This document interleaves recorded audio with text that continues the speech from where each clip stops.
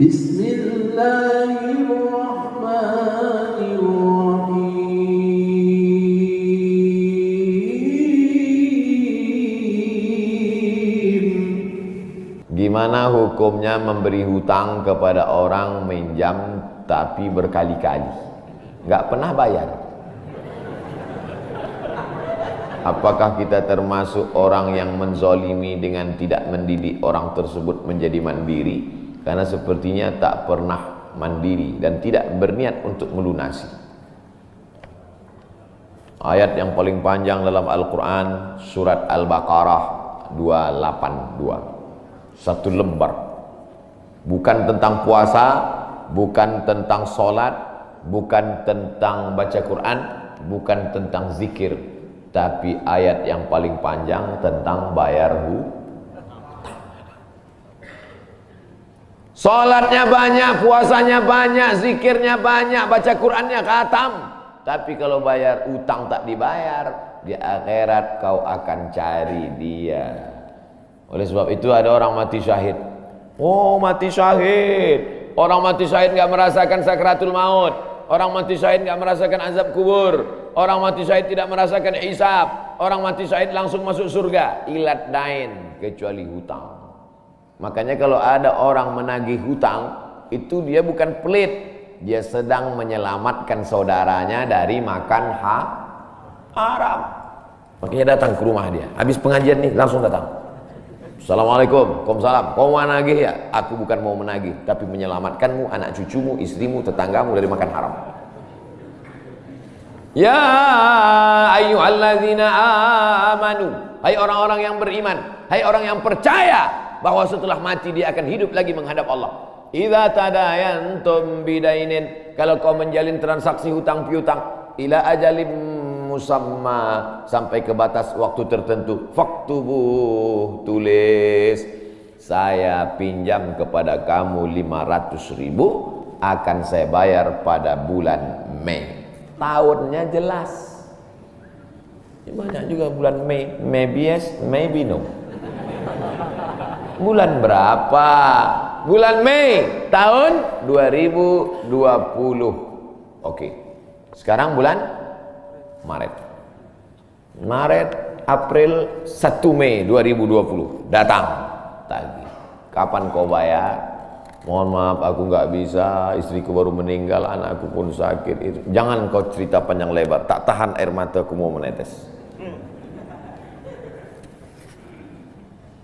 Kalau dia dalam kesulitan, fanaziratun ila maisarah, tunggu sampai dia lapang. Maisarah artinya lapang.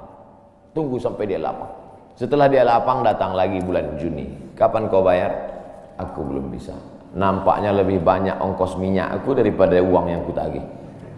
Yang paling bagus, wa antasaddaqu khairul lakum, kau sedekahkan itu lebih baik. Karena aku pun makin datang makin kumat darah tinggiku, kolesterolku pun makin naik. Jadi untuk yang 500.000 itu ku sedekahkan aja, ambil. Tapi yang menghafal ayat ini yang ngasih pinjaman, bukan yang minjam. Sekarang banyak salah hafal, yang minjam pula yang hafal. Begitu kita tagih, kapan kau bayar? Wa antasaddaqu khairul lakum, kau sedekahkan itu lebih baik. Itu ayat aku. Ayat kau 8282. Banyak sekarang orang salah hafal ayat. Jadi dalam Islam hutang piutang adalah ajaran tolong menolong, tertulis dalam Quran. Namanya fikih muamalah. Ada fikih ibadah, sholat, zakat, puasa. Ada fikih jihad, jihad fisabilillah. Ada namanya fikih muamalat. Hutang piutang, gadai menggadai, pinjam meminjam, murabahah, mudharabah, bagi hasil. Maka hutang piutang ini cara tolong menolong. Jangan sampai dihilangkan. Tapi kalau tidak mendidik, maka Islam bukan agama yang memanjakan orang. Ada anak yang kurang ajar kepada orang tuanya. Bagaimana caranya berbakti kepada orang tua yang telah wafat? Apakah anak ini masih dapat ampunan Allah Subhanahu wa ta'ala? Datanglah seorang bapak mengadu kepada Umar bin Khattab. Assalamualaikum Khalifah Amirul Mukminin Umar bin Khattab. Waalaikumsalam. Ini anak saya kurang ajar, tolong dihajar dulu. Kata Umar bin Khattab orangnya bijaksana. Dia tidak mau main pukul, dia tanya dulu, kenapa kau kurang ajar pada bapakmu? Hai Umar bin Khattab, kata anaknya, ya. Apakah seorang anak itu punya hak terhadap bapaknya? Ya. Apa hak anak? Mencarikan ibunya yang solihah, memberikan nama yang baik, memberikan makanan yang halal. Itu hak anak. Kata anaknya, ibuku tidak baik, makanku tidak halal, namaku pun tak baik. Apa kata Nabi kepada bapaknya? Apa kata Umar kepada bapaknya? Laqad aqaqtahu qabla an ya'aqqa alaik. Sebelum anakmu durhaka kepadamu, kau sudah durhaka duluan kepada anakmu. Jadi kalau begitu, ada anak durhaka, ada bapak Ini jangan sampai anak bapak tahu. Nanti dia pulang, anak durhaka kok. Dia senyum, kau bapak durhaka. Ibunya tak baik, namanya tak baik, makannya tak baik. Kasih dia nama yang baik, kasih dia makan yang halal. Kadang-kadang kenapa otaknya tak lurus? Karena makannya tak halal. Dikasih dia makan riswah, makan sogok, makan haram. Kenapa kau kasih makan haram? Gimana lah Pak Ustadz, yang haramnya aja pun payah. Astagfirullah. Allah sediakan alam semesta begitu banyak yang halal. Kenapa kau kasih dia makan haram? Jangan pernah kasih anak makan haram.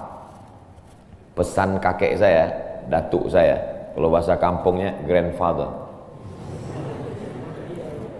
Cucuku 40 orang, yang satu ini jangan sekolah umum. Maksudnya saya tak dikasih sekolah umum, maka saya tak pernah sekolah umum. Sekolah ibtidaiyah, sanawiyah, aliyah, al-azhar, Maroko, Sudan. Tak pernah sekolah umum.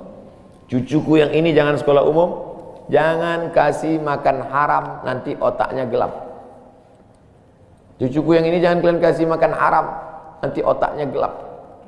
Pesan itu disampaikan almarhumah mak saya ke saya. Kau pun nanti anak kau jangan kau kasih makan haram, nanti otaknya gelap. Kalau sudah otak gelap, tak bisa membedakan mana tiang, mana orang. Sifatnya kepala kita. Nah, jangan sampai anak kita durhaka gara-gara kita bapak yang durhaka. Kalau anak sudah durhaka, meninggal orang tuanya, setelah itu dia bertobat, bagaimana cara minta ampunnya? Maka dia bersedekah. Mana dalilnya? Seorang sahabat datang menjumpai Nabi. Ummi matat. Ibu saya sudah meninggal. Apa atasaddaqu anha? Kalau saya bersedekah, apakah pahalanya sampai kepada almarhumah ibu saya? Kata Nabi, tasaddaq, bersedekahlah. Sedekahmu sampai. Maka wahai anak-anak durhaka yang sudah mati ibu dan bapakmu, maka datang kau habis pengajian ini langsung ke tempat anak yatim, panti jompo, sekolah-sekolah, pondok pesantren. Tanya Pak Kiai, Pak Kiai, apa yang kurang di pesantren ini? WC. Karena pesantren santrinya 1000, WC-nya 2. Bayangkan panjang antriannya. Berapa yang keluar dalam celana? Saya bangunkan WC, pahalanya mengalir untuk almarhumah. Maka pagi, petang, siang, malam mengalir pahalanya. Sedekah. Ayu sedekatu afdal. Apa sedekah yang paling afdal? Saqiyul ma', memberi air minum. Sedekah yang paling afdal, kasih air minum. Saya ceramah di Banjarmasin, di depan rumah seorang pejabat. Itu ada kulkas tapi nggak sampai beku, freezer. Setiap dipencet keluar air dingin. Gelasnya dikasih pakai rantai besi, takut dilarikan tukang ambil aluminium. Buat wakaf untuk almarhumah. Nah, itu bagus kan. Saya ceramah di Malaysia, di pintu masjid itu ada kotak box. Kalau kita ambil satu botol, keluar botol baru. Ambil satu botol, keluar botol baru. Wakaf untuk, itu bagus, sedekah. Jangan sedekah teh botol, nanti dia kena diabetes. Air putih, ini bagus, mengalir. Sedekah sumur bor, pergi ke masjid, Putar keran nggak ada air. Tanya pengurus masjid, Pak pengurus, ya mana sumur bor? Nggak ada, saya buatkan. Langsung bunyi. Itu berarti cash itu. Begitu cara berbakti pada orang tua dengan sodakoh. Tapi Pak Ustadz, saya jangankan sodakoh, makan saya pun Senin Kamis Pak Ustadz doa, Allahumma fir lahu warhamhu wa'afihi wa'fu anhu. Bangun tengah malam, Rabbi firli wali walidayya warhamhuma kama rabbayani shaghira. Apa itu bid'ah? Bid'ah membuat sesuatu yang tidak dibuat oleh Nabi Muhammad SAW. Tidak ada dalilnya dari 3 aspek: qauli, fi'li, takriri. Perbuatan yang tidak ada dalilnya bid'ah. Jangan dikatakan perbuatan yang tidak dibuat Nabi bid'ah. Perbuatan yang tak ada dalilnya bid'ah. Karena kalau dikatakan yang tidak dibuat Nabi bid'ah, Nabi tidak pernah pakai peci. Tunjukkan saya mana hadis Nabi pakai peci. Berarti peci ini bid'ah.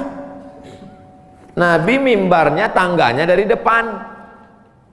Ini masjid tangganya dari belakang. Berarti mimbar ini bid'ah. Mimbar Nabi tangganya dari depan, 3 lantai, 1, 2, 3. Jadi yang dimaksud dengan bid'ah perbuatan yang tidak ada dalilnya. Misalnya jam 12 siang ada bapak-bapak di panas terik tegak menghadap matahari. Pak, bapak ngapain? Aku mengagungkan Allah di bulan Rajab. Bid'ah itu. Karena tidak ada dalilnya sama sekali. Tapi selama ada dalilnya, tidak boleh kita katakan orang itu melakukan perbuatan bid'ah. Malam Jumat baca Yasin. Kumpul 10 orang baca Yasin. Yasin wal Qur'anil Hakim innaka laminal mursalin. Bid'ah. Loh. Coba lihat dalilnya. Yang dibacanya itu Quran apa Quran? Quran. Baca Quran apa pahala? Yasin itu Quran atau enggak Quran? Quran. Man qara'a Yasin fi lailatin, siapa yang baca Yasin suatu malam, asbaha maghfuran lah. Subuhnya sudah diampuni dosanya. Mestinya baca Quran itu semua, tapi karena dia enggak sanggup semua, dia pilih hati Quran. Hati Quran itu Yasin. Sentuhlah dia tepat di hatinya, dia akan jadi milikmu untuk selamanya. Makanya orang sebelum ngapal Quran semua, yang dihafal hatinya dulu. Itu sebelum ngapal Quran, yang dihafal hatinya dulu. Apa hati Quran? Ya Yasin. Tapi jangan hatinya aja seumur hidup, yang lain juga. Nah, jadi jangan salahkan orang baca Yasin. Baca Yasin bid'ah. Loh, Yasin kan Quran. Baca Yasin malam Jumat nggak masalah. Seumur hidup baca Yasin masalah. Karena banyak surat yang lain. Baca juga Al-Fatihah, Al-Baqarah, Al-Nisa, Ali Imran, An-Nisa, Al-Maidah, Al-An'am. Nah, jadi mudah. Perbuatan tidak ada dalilnya bid'ah. Selama ada dalilnya tidak bid'ah. Ustadz, kiat-kiat apa yang kami lakukan sebagai guru kepada anak didik kami sebelum dan sesudah mengajar agar ilmu mudah dimengerti? SDIT Al-Farabi. Aristoteles, Socrates, Thales, Demokritos itu adalah pemikir-pemikir dari Greek, Yunani kuno. Pada masa abad kedua datang seorang khalifah bernama Abu Ja'far Al-Mansur. Semua buku-buku dari Yunani diterjemahkan. Nama lembaganya Dar Al-Hikmah, Dar Rumah Hikmah Ilmu Pengetahuan. Dibuatlah Dar Al-Hikmah, Rumah Ilmu Pengetahuan. Diterjemahkanlah dari bahasa Yunani ke dalam bahasa Arab. Akhirnya orang Islam pun jadi dokter, Avicenna. Karena orang barat payah menyebut Ibnu Sina. Averroes, Ibnu Rus. Tapi ada seorang yang bergelar the second teacher. First teacher Aristoteles, second teacher Al-Farabi.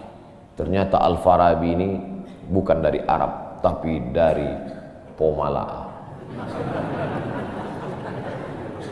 SDIT Al-Farabi. Ini supaya wali murid tahu.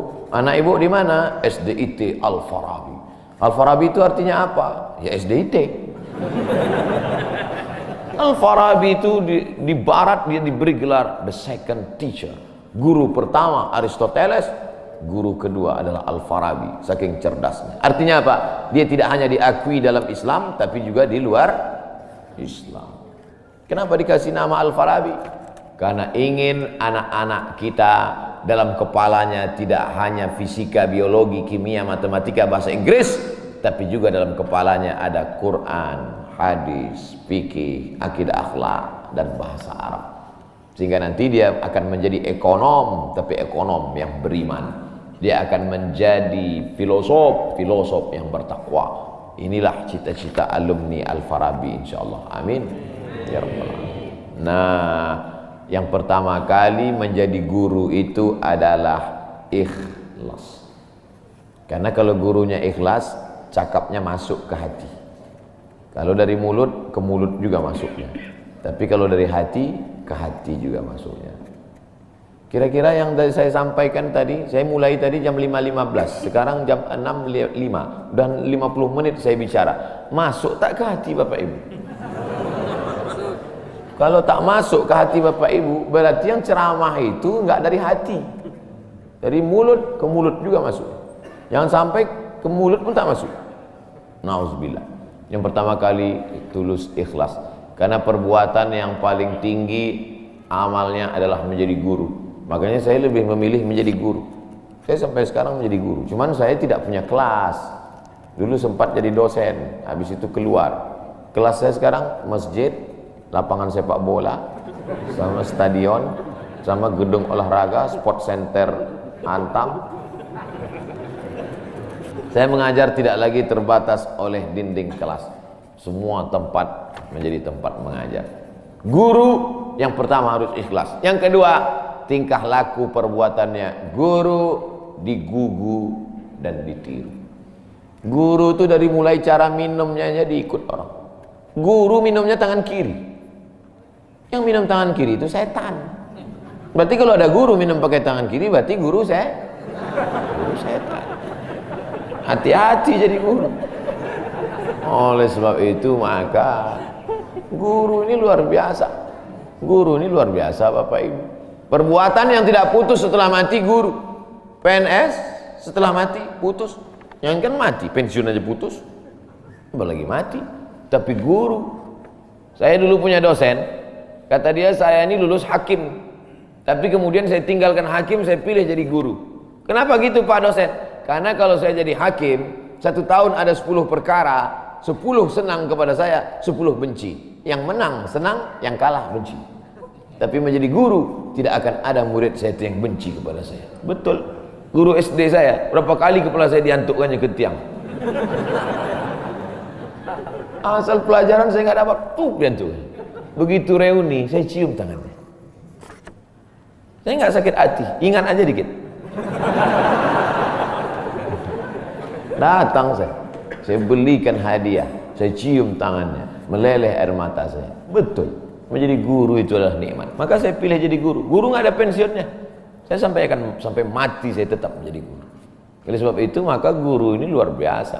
Guru pahlawan tanpa tanda jasa. Oleh sebab itu menjadi guru. Oh, tapi jangan gara-gara ini semua pegawai Antam keluar mau jadi guru. Memang ibu bukan guru, tapi ibu menjadi guru bagi anak-anak ibu. Bapak jadi guru bagi keluarga bapak. Itu kita sudah menjadi guru insya Allah. Emak saya perempuan yang biasa, dia bukan guru, dia bukan PNS, dia bukan kepala sekolah, tapi dia menjadi guru bagi kami, anak-anak. Kalau kami pulang bawa main-mainan, dia tanya, mainan ini dapat dari mana? Dari jalan mak, antar ke tempat kau jumpa tadi, karena tak tahu itu punya siapa. Nanti di akhirat ini akan kau pikul menghadap Allah SWT. Sampai hari ini kalau ketemu barang-barang di jalan tidak berani bawa pulang, ingat pesan almarhumah emak itu. Mungkin cakap ustaz tidak masuk ke telinganya, tapi kata-kata ibu luar biasa. Ibu-ibu, bapak-bapak, nanti kalau mau sakratul maut, pesan paling jitu sampaikan pas mau mati. Jangan makan haram. Luar biasa itu, mereka berkesan. Sampai anak cucu akan mereka sampaikan. Nenekmu dulu ketika mau mati pesan terakhirnya, jangan makan baru sebut la ilaha illallah. Pertama, ikhlas. Yang kedua, perhatikan tindak tandukmu, kau dikuku dan ditiru. Yang ketiga, insya Allah bangkitkan semangat, karena setelah kau mati akan mengalir pahalanya. Abdul Somad kalau mati meninggal dunia, setiap bulan Rajab, bapak-bapak, ibu-ibu, anak-anak bapak, cucu bapak, ibu yang hadir-hadir nih, anakku yang kecil, setiap bulan Rajab mereka beramal. Abdul Somad sudah mati dimakan cacing tanah di Pulau Sumatera, di Riau, pahalanya tetap mengalir. Dari mana? Dari Pomala. Bismillahirrahmanirrahim. Assalamualaikum Ustaz. Waalaikumsalam. Apa tips cara meraih kesuksesan yang berkah di masa muda?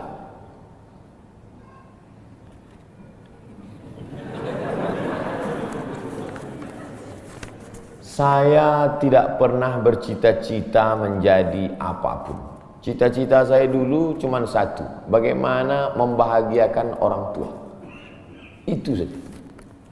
Ya Allah, aku sekolah, tak tahu dulu pulang mau jadi apa. Yang penting bisa membahagiakan orang tua. Itu saja. Jadi setelah itu sampai, ya sudah. Bisa menyenangkan hati orang tua. Bisa, itu saja. Maka selalu saya sampaikan di kampus-kampus kepada mahasiswa, kalian kalau belum bisa membahagiakan orang tua, jangan menyusahkan orang tua. Ini kadang baru ngelihat namanya aja di HP dah kumat darah tinggi emaknya. Kalau belum bisa membahagiakan dia, jangan menyusahkan dia. Maka saya di Mesir 4 tahun tak pernah saya minta duit. Tiba-tiba udah sampai ke Mekah. Mak, aku udah di Mekah. Dari mana kau dapat ongkos? Ada tabunganku sikit-sikit. Pergi ke Mekah, kerja, pulang, bayar hutang. Jangan pernah menyusahkan orang tua. Oleh sebab itu cita-citanya yang pertama mencari ridha Allah. Ridha Allah fi ridhal walidain wa sukhutullah fi sukhutil walidain. Pulang saya ke kampung, saya mau beli tanah berapa meter, ternak lele, tanam cabai, daun ubi, malam mengajar ngaji. Cita-cita saya kecil aja. Tak ada cita-cita mau jadi ustadz viral disambut di airport, tak ada. Terus kata mak saya, masa kau S2 tinggal di kampung, pergilah ke kota. Akhirnya saya menghonor jadi dosen, siang jadi dosen, malam ceramah di masjid, direkam, diupload, khutbah diupload, like and share, akhirnya viral. Diusir beberapa kali, makin viral. Dibully, makin viral. Akhirnya yang membuli saya taubat sekarang. Ini orang makin dibully, makin viral. Udah kita diamin aja lah. Itu semua itu kerja kita atau kerja Allah? Kerja Allah. Kerjakan kerja kita, urusan Allah, biar Allah yang ngurus. Kita hidup ini sama macam bawa pancing. Kita tugas kita ambil bambu, pasang kail, cari cacing, letakkan. Masalah ikannya datang tak datang itu urusan Allah. Ini kadang banyak orang ngurus urusan Allah yang dia urus. Urusan Allah yang kau urus. Kata Allah, yang mendatangkan ikan ini urusan aku. 10 pancing pasang, itu urusan kita. Tarik pancing 1, cacingnya hilang. Cari pancing 1, kailnya hilang. Cari pancing 1, talinya hilang. Yang ke-10, bambunya hilang. Marahkah kita? Tidak. Karena urusan kita sudah selesai. Serahkan urusan Allah. Pulang ke rumah, rupanya Allah mau kasih kita bukan ikan mentah, tapi ikan masak. Banyak orang terlalu berpikir, hidup ini kau buat saja urusanmu, urusan Allah. Urusanmu berangkat dari rumah, kerja. Masalah hasilnya urusan Allah. Berapa banyak orang bekerja tapi tak dapat apa-apa. Betul? Kalau sudah rezeki tak kemana. Tapi jangan gara-gara ini lalu bapak enggak kerja. Dibangunkan ibu besok pagi, bang, abang enggak kerja, masuk kantor. Urusan Allah. Kalau ada suami ibu seperti itu, ibu jangan marah, biarkan aja. Nanti jam 12 dia bangun, dia lapar, dia tengok, mana makanan? Ibu jawab, urusan Allah. Harus ada usaha dan ikhtiar. Pertama, niat cari ridha Allah. Kedua, senangkan orang tua. Ketiga, berusaha. Setelah itu, tawakal Allah. Hidup jangan susah. Hidup sudah susah, jangan bikin susah. Hidup sudah pahit, jangan minum kopi pahit. Apa hukumnya suami menyembunyikan uang dari istri?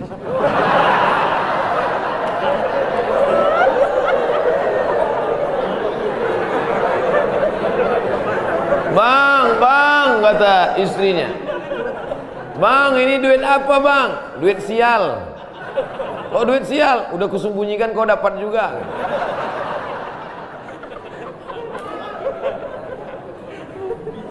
Bapak menikah sama ibu, ibu menikah sama bapak. Apakah hartanya jadi satu atau harta masing-masing?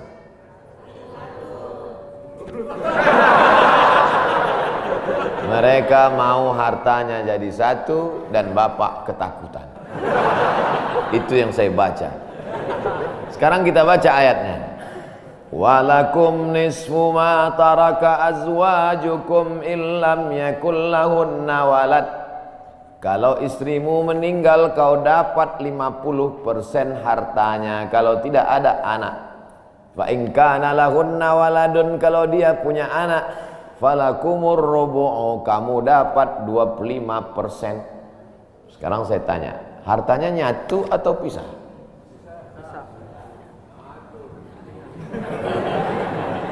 Memang kalau belum sarapan susah nangkap. Saya ulang sekali lagi. Walakum nisfu ma taraka azwajukum. Hai para suami, kamu dapat setengah harta istrimu kalau tidak ada anak. Fa in kana lahunna waladun, kalau ada anak kamu dapat 1/4. Artinya hartanya misal. Harta bapak beda, harta ibu beda. Ibu kerja, punya kebun, punya tanah, punya speedboat, itu harta dia. Bapak punya usaha, harta bapak. Meninggal ibu, 50% untuk bapak. Apa beda harta ibu dengan harta bapak? Di dalam harta bapak ada hak ibu, dalam harta ibu tidak ada hak bapak. Takbir.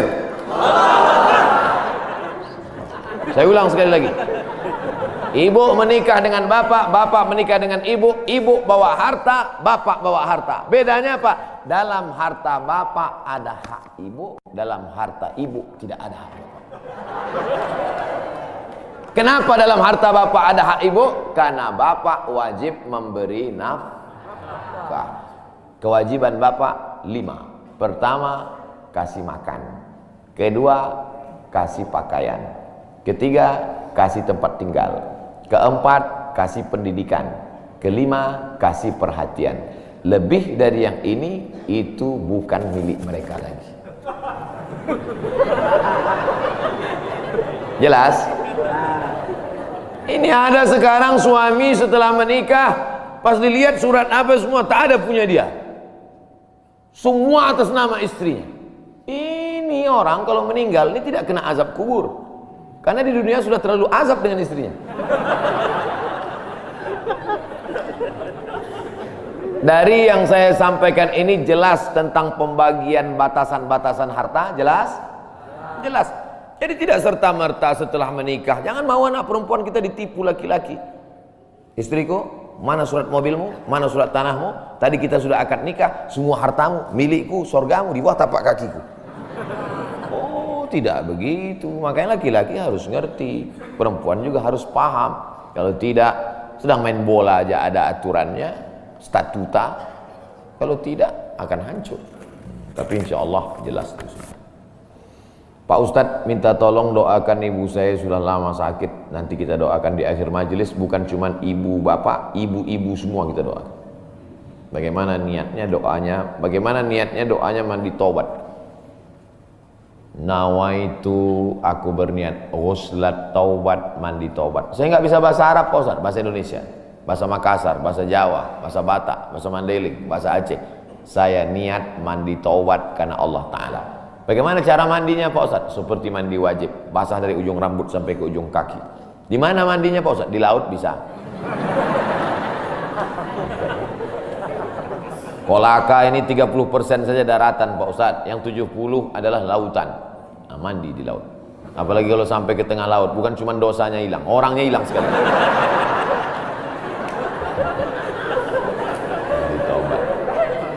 Setelah mandi taubat, solat sunat taubat, usolli sunnatat taubat raka'ataini lillahi ta'ala. Ayatnya bebas.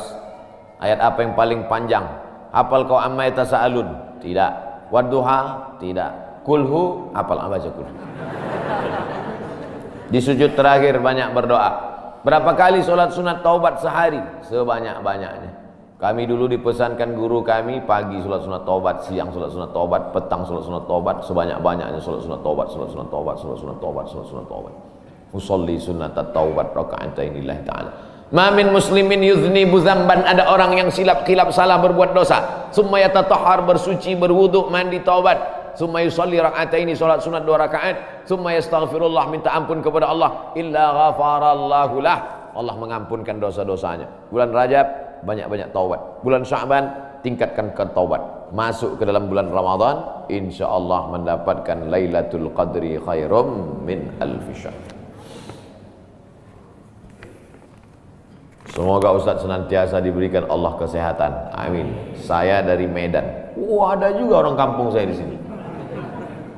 Bagaimana cara bakti seorang anak? Cara membahagiakan orang tua berjarak jauh dengan kita. Sedangkan bertemu dekat bersama orang tua mungkin hanya 1 tahun sekali, Idul Fitri saja, karena harus bekerja di PT Antam Tbk Sulawesi Tenggara. Ada sesuatu yang tak bisa kita bayar dengan uang. Tak bisa dibayar dengan uang. Yang bisa merasakan ini orang yang orang tuanya sudah meninggal. Yang masih hidup tak bisa. Lam ya'rif man lam yadhuq. Yang tak pernah merasakannya tak bisa menceritakannya, karena tak bisa dirasakan. Setelah orang tua itu tak ada, barulah kita rasa dunia ini hampa, tak ada gunanya. Duit itu tak ada gunanya, mobil itu tak ada gunanya, rumah itu tak ada gunanya, apapun tak ada gunanya. Waktu dapat saya gelar doktor dari Sudan, pulang saya ke rumah, tak ada gunanya, tak bisa lagi diceritakan. Dulu apapun yang dapat diceritakan, mak, aku dapat sorban dari mak, aku dapat peci. Setelah pulang dari Brunei, dapat gelar visiting profesor di Universitas Islam Sultan Syarif Ali. Tak ada gunanya, hampa. Paling-paling ditulis di baleho aja, profesor, doktor. Untuk menunjukkan bahwa kita bukan ustadz kaleng-kaleng.